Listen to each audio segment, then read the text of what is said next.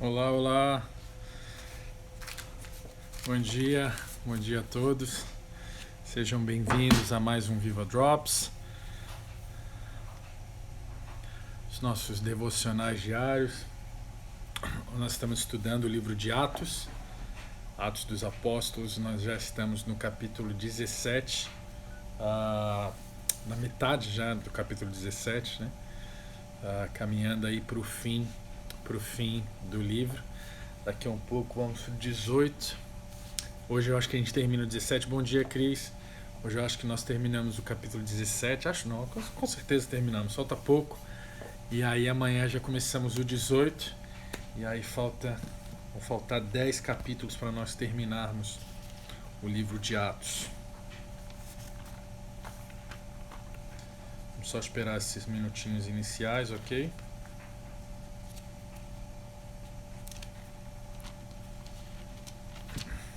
Dá tempo do pessoal ir entrando, convidando os amigos, compartilhando.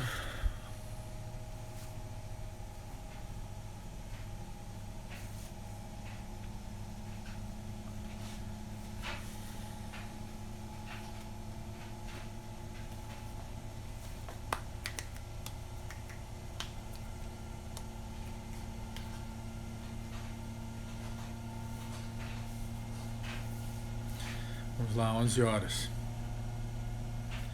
Vamos começar então, vamos começar orando. Bom dia, Olga. E aí nós vamos para o resto do capítulo 17. Pai, obrigado por esse dia, Senhor. Obrigado por mais uma manhã, Pai, na Tua presença. Eu te agradeço, Pai, pelo Teu coração sobre nós, sobre as nossas vidas, Pai, por tudo aquilo que o Senhor representa para nós, Pai, esse Pai perfeito, esse bom Pai, esse amigo fiel, Pai, alguém que está sempre conosco, Pai, alguém que caminha ao nosso lado, que está disposto a ir para os lugares mais distantes, mais longínquos, Pai, mais escuros para nos alcançar, Senhor. Nós te agradecemos por esse amor, Pai, que nos constrange, que nos leva a querer amar como o Senhor ama, Pai. Eu peço em nome de Jesus, Pai, que o Senhor derrame desse amor sobre nós, mas não só que nós possamos não só querer esse amor sobre nós, mas que esse amor também possa nos transformar, Pai. Nós queremos aprender a amar como o Senhor ama. Pai, em nome de Jesus, essa manhã fala conosco, Pai, através da Tua palavra, da leitura desse livro, Pai. Nos dá capacidade e entendimento para entender aquilo que está sendo compartilhado aqui, Pai. Em nome de Jesus, Senhor. Abre o nosso entendimento essa manhã. Amém, Pai. Bom dia, Emerson. Bom dia, Bela. Bom dia, Vivi. Bom dia, Nádia. Vamos lá, então. Vamos continuar no capítulo 17. Nós fomos até o verso 15 na semana passada. Ontem nós não tivemos o Drops. Ontem a gente acabou não tendo Drops, mas começamos hoje, então, de onde deixamos na sexta-feira passada, que foi no capítulo 15 que nós paramos, e hoje nós vamos começar a partir do verso 16, que é Paulo em Atenas. Então, vamos só dar uma lembrada rápida. Paulo está na sua viagem missionária, está com Silas, e Timóteo nessa viagem missionária, e agora eles estavam passando ali pela cidade de Tessalônica, depois foram até Bereia, e agora ele está indo para Atenas, né? Nessa parte. Bom dia, Bruna. Ele está indo para Atenas. Então, vamos lá, vamos ler a partir do verso 16. Enquanto esperava por eles em Atenas, Paulo ficou profundamente indignado ao ver que a cidade estava cheia de ídolos. Por isso discutia na sinagoga com judeus e com gregos tementes a Deus, bem como na praça principal, todos os dias com aqueles que por ali se encontravam. Então, a primeira parte é a gente lembrar que isso era um costume de Paulo, que ele tinha esse entendimento de ir direto às sinagogas, porque ele entendia que ali já estavam as pessoas que estavam exatamente fazendo isso, discutindo, vamos usar esse termo de novo, sobre religião, sobre Deus, sobre a palavra, sobre a lei e os profetas. Então Paulo já é direto nesse lugar, porque ele sabia ali já tem corações que estão voltados para isso, para conhecer a Deus, mas ainda não conhecem o verdadeiro Deus, ainda estão presos à religiosidade, estão presos as práticas do passado, né, de observância da lei e essas coisas todas. Então Paulo normalmente se dirige às sinagogas, e Atenas, mais uma vez, ele está fazendo isso. E nas sinagogas falar com os judeus e com os gregos tementes a Deus, e também ia nas praças principais todos os dias, como o texto fala, para pregar o evangelho. Verso 18 agora. Alguns filósofos epicureus e estoicos começaram a discutir com ele. Alguns perguntavam: o que está tentando dizer este tagarela? Outros diziam: parece que ele está anunciando deuses estrangeiros, pois Paulo estava pregando as boas novas a respeito de Jesus e da ressurreição. Então vamos dar uma parada aqui para a gente falar um pouquinho sobre essa parte. Eu estava dando uma estudada aqui num livro bem interessante que vai falar sobre Atos, e ele vai falar quem são os estoicos e os epicureus, né? Então eu quero ler para vocês essa parte aqui interessante para explicar um pouquinho sobre o que é isso. O primeiro, né, os epicureus, o nome deles vinha do fundador, que se chamava Epicuro, e tendiam um ponto de vista materialístico, pensavam muito no que era material, não se ligavam muito naquilo que é o divino, pensavam muito no material. Para eles os deuses não existiam, eram tão removidos do mundo que não exerciam influência alguma nos seus negócios. Então esses ensinavam para as pessoas que os deuses não se metiam com a humanidade, então eles pensavam que eles estavam presos literalmente a esse mundo material, e os deuses não tomam parte no mundo. Isso era o que os epicureus ensinavam. Então outra coisa que ele vai falar interessante é ressaltar a importância do prazer e da tranquilidade. O que é isso? Ligado ao corpo. Bom dia, Alexandre, bom dia, Miguel, pessoal do Instagram. Deixa eu ver aqui no Clubhouse. Estamos com a Cris e com a Bruna aí nos ouvindo. Assim que terminar, o pessoal do Clubhouse, que eu terminar a leitura, nós abrimos aí. Não sei se alguém tem alguma pergunta depois, quer comentar. Mas assim que nós terminarmos aqui, nós vamos abrir no Clubhouse aí também. Então, eles eram muito ligados ao corpo, ao que é material. Bom dia, Micaela. E agora os estoicos, o segundo grupo, né, fundados por Zenão, adotaram o nome da Estoa, ou Colunatas, onde ele ensinava. E esses já eram diferentes, ressaltavam a importância da razão como um princípio inerente da estruturação do universo, e mediante o qual os homens devem viver. Então, eles já ficavam mais presos ao princípio da importância da razão, de você entender o porquê das coisas. Eram mais filósofos, né? Tinham um conceito de Deus como alma do mundo, e a sua ética ressaltava a autossuficiência individual e a obediência ao dever. Então esses eram os dois grupos que Paulo estava ali ensinando naquele momento. Eu achei bastante interessante que o livro ele vai um pouco mais a fundo para a gente tentar entender um pouquinho quem eram esses dois grupos que Paulo estavam discutindo, esses dois filósofos, os epicureus e os estoicos. Então, outra coisa interessante nessa parte, eles vão falar assim, né? Parece que ele está anunciando deuses estrangeiros, né? Mas na verdade Paulo estava falando sobre um Deus, mas ele fala deuses estrangeiros. Por quê? Porque Paulo estava, e logo depois o texto vai falar, pois Paulo estava pregando as boas novas a respeito de Jesus e da ressurreição. Eles entendiam que Paulo estava falando sobre dois deuses aqui, sobre um que se chamava Jesus e o outro que se chamava a ressurreição, porque para eles esse contexto, os gregos, esse contexto politeísta de que existia mais de um Deus era muito comum. Então quando você falava sobre qualquer divindade, sobre qualquer ato, tanto que nós vemos há um pouco atrás, quando Paulo e Silas começam a fazer milagres na cidade, eles já são considerados logo o quê? Logo deuses, porque para eles era muito comum qualquer manifestação divina. Bom dia, tia Ruth, não sei se tinha dado bom dia ainda. Micaela também, não sei se eu tinha dado bom dia ainda, mas bom dia pro pessoal que entrou aí no Insta. Então, para eles era muito comum já associar a uma divindade. Então o que acontece? Eles agora, quando estavam ouvindo Paulo falando sobre um tal de Jesus, falaram, olha, você está falando sobre um outro Deus, né? E depois falando sobre a ressurreição. Eles entendiam que a ressurreição era também um outro Deus. Lembra que eu falei em alguns capítulos anteriores sobre a cultura deles era muito ligada. Olha, se nós precisamos que a colheita seja boa, nós vamos ao Deus da colheita. Se nós precisamos de enfim, qualquer coisa relacionada ao amor ou ao sexo, nós vamos ao Deus relacionado a isso. Vamos à guerra, tem o Deus relacionado à guerra. Então, quando Paulo está falando sobre a ressurreição dos mortos, ele acredita que aquilo é um Deus que ressuscita os mortos. Então, está falando sobre Jesus e depois está falando sobre a ressurreição. Um Deus que morreu, se entregou, e o outro Deus que ressuscita, né? E aí nós vamos um pouco mais para frente, só para a gente entender o porquê que eles estão falando isso, parece que está anunciando deuses estrangeiros. E é interessante, nós vamos ver um dos discursos mais incríveis de Paulo é esse, em Atenas. Verso 19 agora.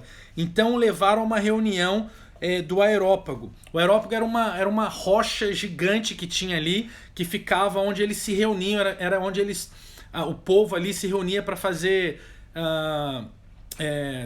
debater sobre a justiça, sobre casos, sobre a lei, sobre, enfim, o que eles deveriam fazer. Os estudiosos, os líderes daquela cidade se reuniam. Era um lugar de reunião da liderança, era o Aerópago, era onde eles se reuniam. Então o que eles fizeram? Levaram Paulo para esse lugar para pregar para eles, para falar sobre essa mensagem, né? Então levaram uma reunião do Aerópago, onde lhe perguntaram: podemos saber que novo ensino é esse que você está anunciando? Então olha que interessante, Paulo, sem precisar fazer força, ele é levado ao lugar de influência para poder pregar o evangelho. Então isso me leva a ver que quando nós pregamos a palavra de Deus de um lugar que nós, de coração mesmo, nós entendemos o nosso chamado, nós estamos ali compartilhando a palavra de Deus, naturalmente as coisas vão acontecer. Tem muitas pessoas que estão forçando o seu caminho para estar em lugares de influência, estão forçando os seus caminhos para fazer, né, nós costumamos chamar de as conexões, né? Não, eu preciso forçar essas conexões, e ok, se você sente que é de Deus você fazer isso, amém. Mas o que eu vejo nesse texto é que quando é plano de Deus que nós estejamos num lugar, Deus vai mover as peças com a força dele para que as coisas aconteçam. Paulo não precisou pedir: gente, por favor, me levem à sua liderança, me levem aos seus líderes, me levem ao lugar de influência. Ele trouxe a mensagem da cruz, e Deus queria que a mensagem da cruz fosse pregada aos influentes. Então o que acontece é que as pessoas mesmo convidam Paulo para ir para um lugar que na verdade Paulo não deveria nem estar lá, porque aquilo era para a liderança da cidade. Paulo era um estrangeiro entrando naquele lugar. Mas as pessoas falam assim: olha, nós vamos te levar ao Aerópago na reunião e nós queremos entender o que é isso que você está pregando, né? E eles vão falar no verso 19, como eu falei: podemos saber que novo ensino é esse que você está anunciando? E aí você está nos apresentando algumas ideias estranhas e queremos saber o que elas significam. O interessante é também Paulo está tratando com pessoas que têm muita ânsia, muito desejo por sabedoria. Os gregos são conhecidos por isso, um povo que sempre buscou sabedoria nos filósofos, na história, nas artes. Os gregos são muito conhecidos por isso, um povo que teve uma cultura incrível. Então Paulo agora vai começar a usar dessa sabedoria, desse desejo, dessa ânsia que eles têm por mais para a pregação do evangelho. Então eles estão assim: olha, é um ensino novo, é um ensino diferente, mas nós queremos saber, porque eles eram, como eu falei, estudiosos, gostavam de ter conhecimento. Então verso 21, desculpa. Todos os atenienses estrangeiros que ali viviam não se preocupavam com outra coisa senão falar ou ouvir as últimas novidades. Então olha isso. Todos os atenienses estrangeiros que ali viviam estavam presos à mensagem da cruz, né? Estavam vidrados, não queriam saber de outra coisa a não ser da mensagem que Paulo estava trazendo. Eu acredito que quando a mensagem é verdadeira, quando a mensagem é original, quando a mensagem não tem outro ponto a não ser glorificar o nome de Deus, ela se torna atraente para as pessoas. Bom dia, eu não sei, Leonoruna, eu não sei como é que é o nome, desculpa. Instagram às vezes tem uns nick diferentes aí, eu não sei como é que chama, mas seja bem-vindo aí, bom dia. Perdão por não saber o nome e não saber pronunciar aí direito. Então, eu acredito nisso, que a mensagem, quando ela é original, quando a mensagem ela tem esse poder, ela se torna atrativa. Vocês lembram lá em Atos, quando os apóstolos estavam lá no quarto superior e o Espírito Santo vem sobre eles, eles são preenchidos pelo Espírito Santo, aquelas línguas de fogo, eles começam a falar em línguas. E o que acontece? O que o texto fala logo depois? E as pessoas, ouvindo aquele barulho, aquela manifestação, foram o quê? Foram atraídas àquele local. E hoje o que nós vemos é muitas igrejas que elas não estão atraindo pessoas, muitos ministérios, que seja, não estão atraindo pessoas. Por quê? Porque não estão com uma mensagem, talvez não estejam com uma mensagem original, porque o barulho do Espírito, a manifestação do Espírito atrai pessoas. Quando não está atraindo, quando está afastando, provavelmente tem algo errado aí. Eu acredito que a mensagem atrai pessoas. Então, essas pessoas não queriam saber de outra coisa a não ser: nós queremos ouvir aquilo que você está pregando.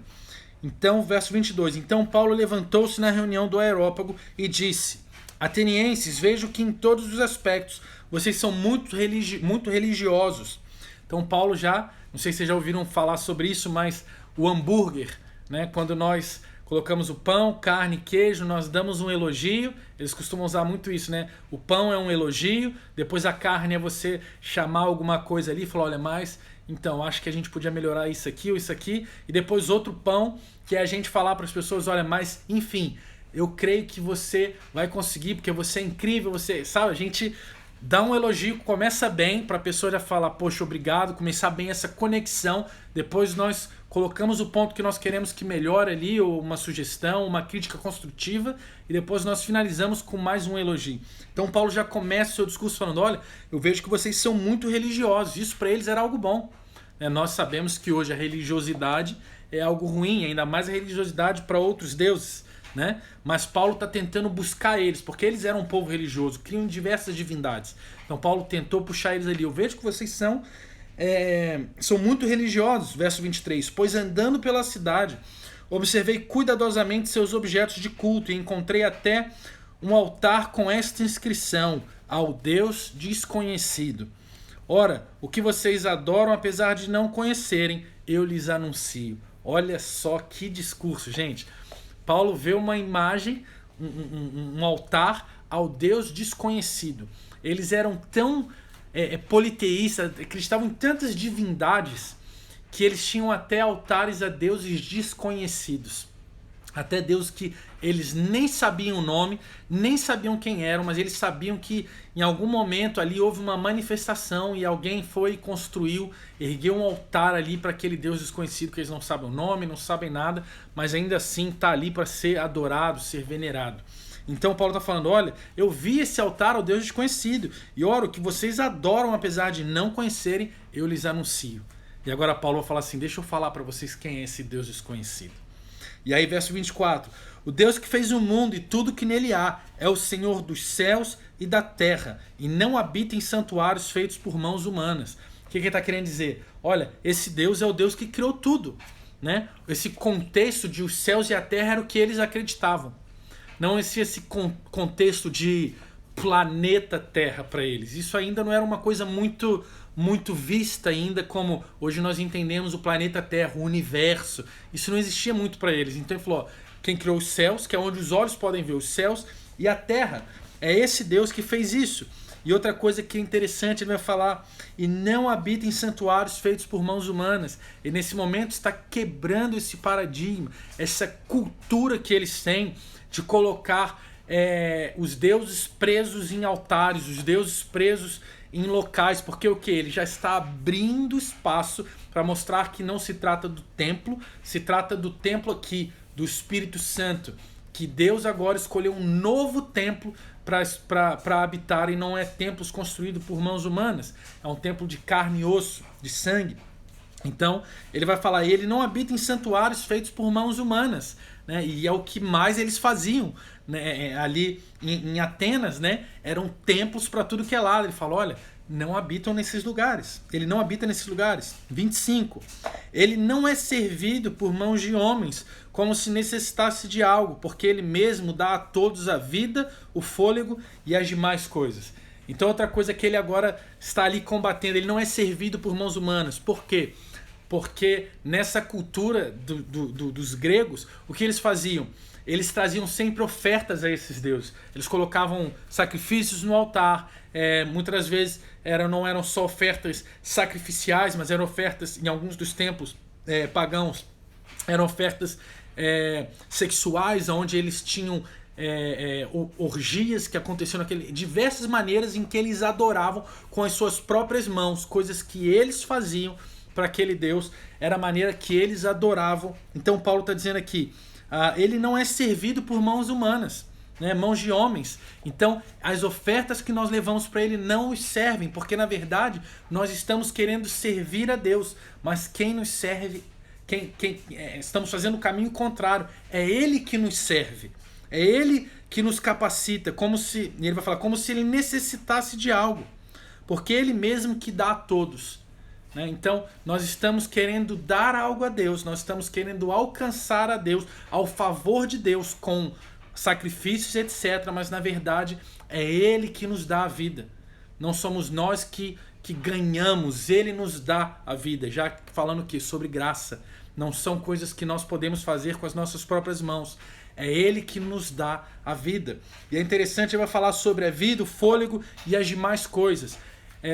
Outra coisa que eu achei interessantíssima quando eu estava estudando sobre isso, ele vai falar que essa palavra vida é Zoe, né? A palavra é chamada Zoe, Z-O, se não me engano é Z-O-O, e tem uns acentos doidos, eu não sei muito do grego não, mas essa palavra Zoe, e essa palavra significa vida. E o que acontece naquela época é que essa palavra ali, de uma maneira, não era literalmente a palavra que se traduzia, mas de uma maneira natural e comum ali no povo, era traduzido algumas vezes também por Zeus.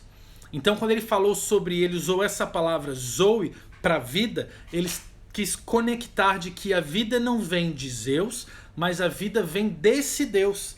Esse fôlego de vida, ele vem desse Deus. Alguns acreditavam que Zeus era o supremo deus da cultura grega ali. Então ele está tentando tirar esse foco de Zeus e colocando que a vida, Zoe, está nesse Deus. É ele que dá a vida, não é Zeus, é ele que dá a vida, né?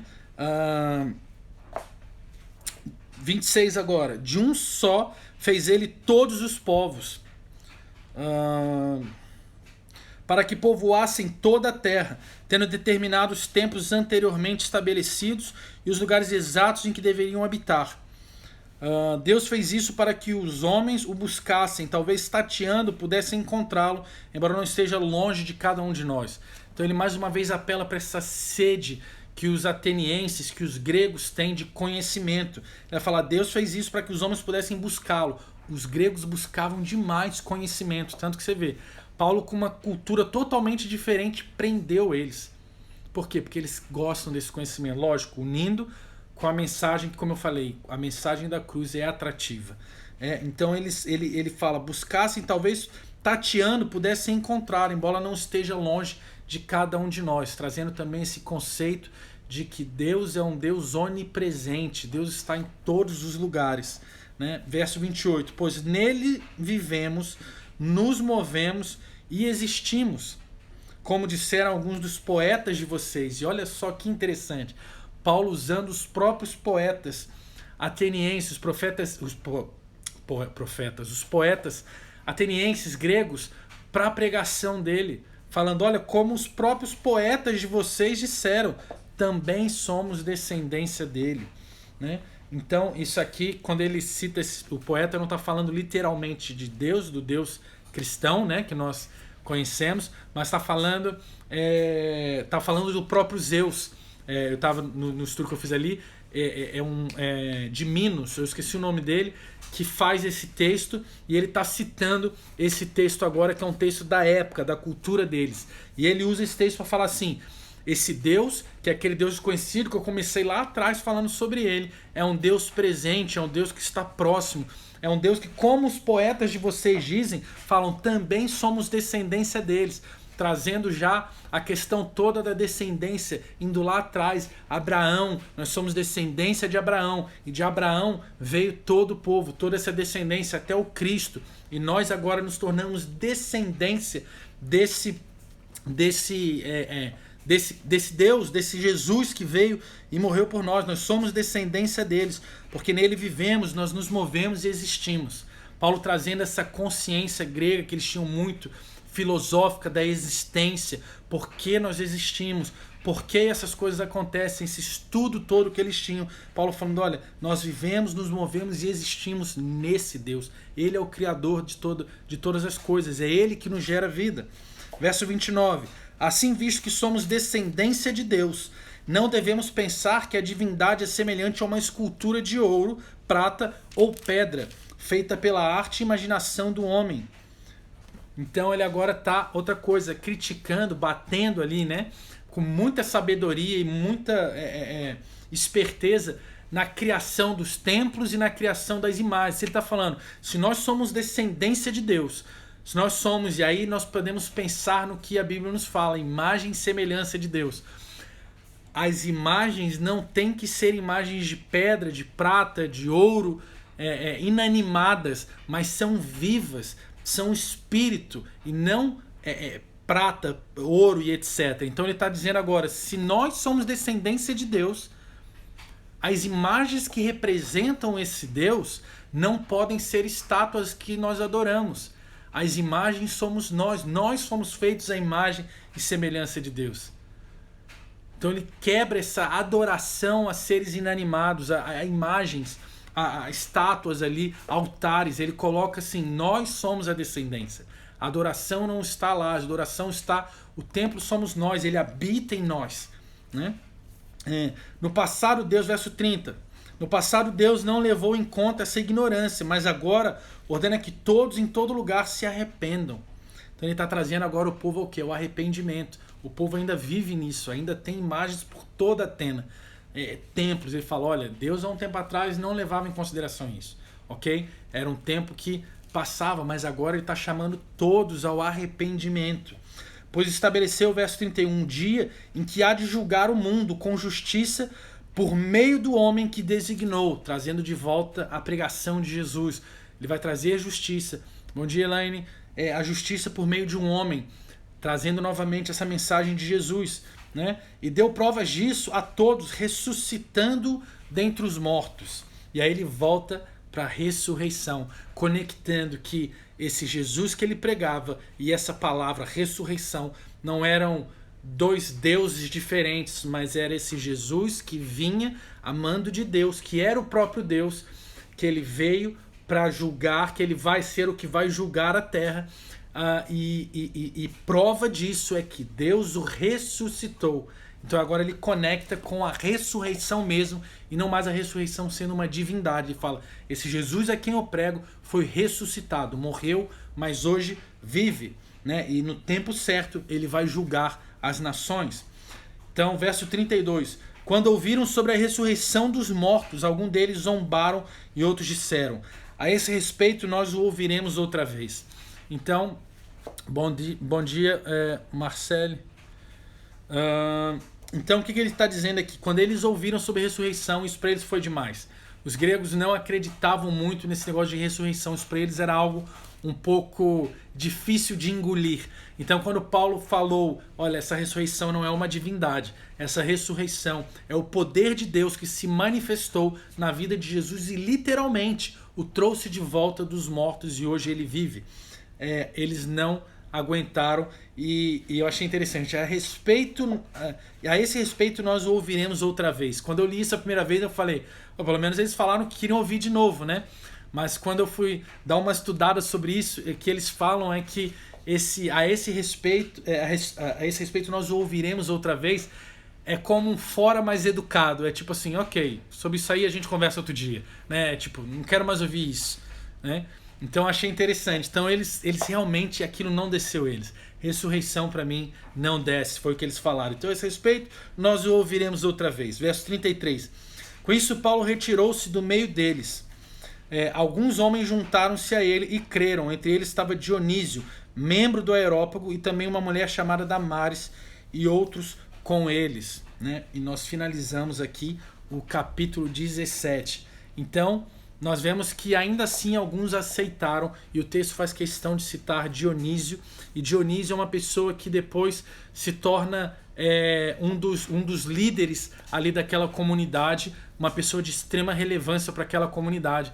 Então eu gosto muito de ver isso como nós chamamos de encontros divinos, né? Como que Deus prepara as coisas, como eu falei no começo. Às vezes nós queremos forçar demais. Não, eu quero ir lá e eu preciso pregar para essa tal pessoa, eu preciso pregar nesse tal lugar porque eu quero chegar nesse lugar de influência. E nós tentamos começar a construir isso com as nossas próprias mãos. Fazer as conexões, forçar e etc. E quando é algo de Deus, quando é Deus que literalmente está nesse negócio, ele prepara essas conexões, eu costumo chamar de conexões divinas, né? Encontros divinos, que é quando as coisas acontecem de uma maneira tão natural e tão incrível que nós não fazemos força nenhuma. E foi o que aconteceu. Paulo não pediu para ir para o Areópago pregar para aquelas autoridades, para aquelas pessoas de importância. Paulo foi levado até o Areópago. E por quê?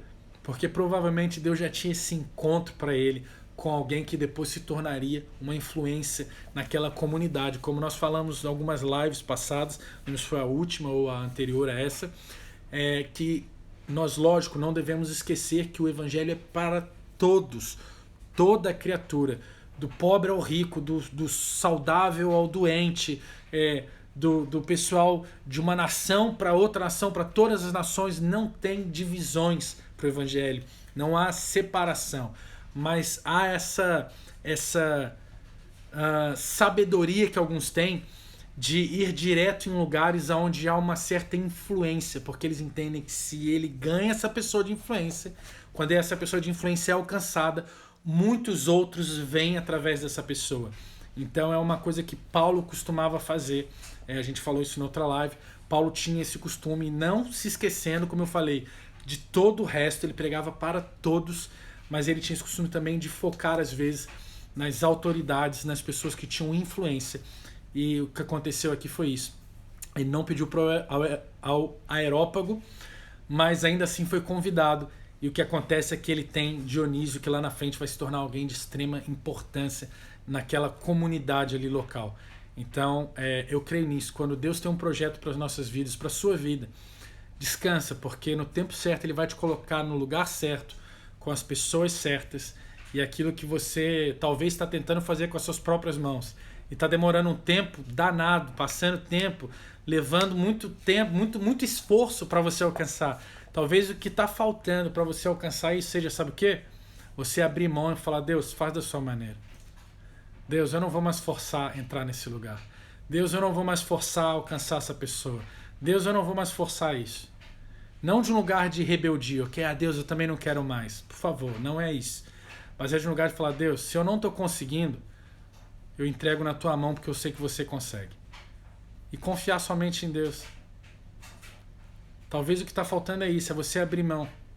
É você falar assim: tá bom, Deus, olha, já tentei com as minhas forças, não deu. Eu entrego tudo na tua mão. Toma aqui meu Isaac. Toma aqui aquele meu projeto que eu tanto amava. Toma aqui aquele projeto que eu estou há tanto tempo lutando por ele. Eu entrego totalmente na tua mão. Faz o que você quiser.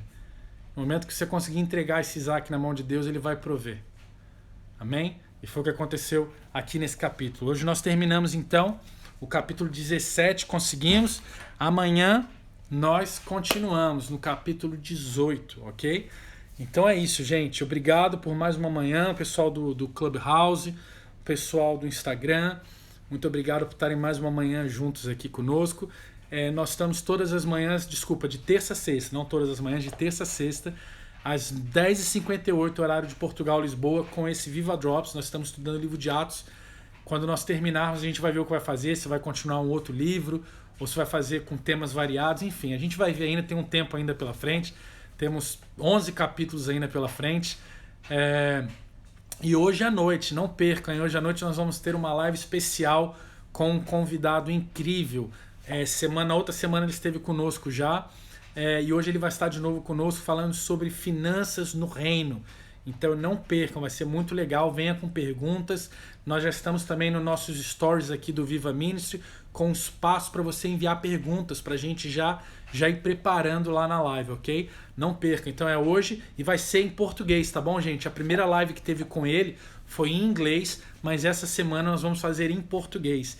Então aqueles que semana passada não conseguiram participar pela questão do inglês, não percam essa semana, vai ser em português. Então hoje às 9h58 da noite, horário de Lisboa, Portugal, essa live com esse convidado especial. Vai ser muito incrível, tá bom? E é isso, nos vemos agora amanhã, hoje à noite e amanhã também, tá bom? Deus abençoe a todos, uma ótima quarta-feira para vocês, fiquem com Deus. Tchau, tchau, gente.